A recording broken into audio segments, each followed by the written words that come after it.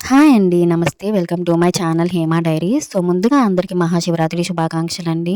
So, మేమైతే పూజ చాలా బాగా చేసుకున్నాము. సో, మీరు కూడా చాలా బాగా సెలబ్రేట్ చేసుకున్నారనుకుంటున్నాము. సో, యాజ్ యూజువల్‌గా మా ఇంట్లో పూజ చేసేసరికి లేట్ అయితే అయ్యిందండి. 11 అలా అయితే అయ్యింది. ఈ ఫెస్టివల్‌కే కాదండి, ప్రతి ఫెస్టివల్‌కి కూడా ఇంతే లేట్ అయితే అవుతుంది. సో, ఒక్కొక్కసారి 2 అలా కూడా అవుతుంది ఆఫ్టర్‌నూన్. ఇప్పుడు ఇంకా కొంచెం తొందరగానే అయిపోయింది.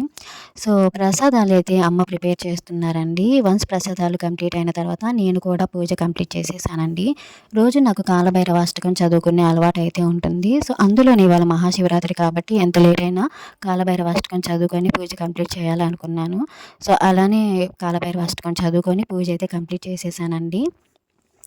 తర్వాత టెంపుల్‌కి వెళ్ళడానికి నేను, అమ్మ, జస్సు అయితే రెడీ అయిపోయాము.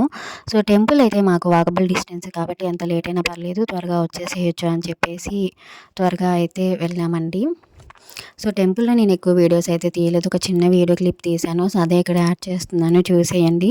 సో, ఇవాళ శివయ్య దర్శనం మాకు చాలా బాగా జరిగింది. పూజ కూడా అంతా బాగా అయ్యింది. సో, టెంపుల్‌లోనే అన్నదానం చేస్తున్నారు. ఒకటేసారి మేము అక్కడే తినేసి ఇంటికైతే వచ్చామండి.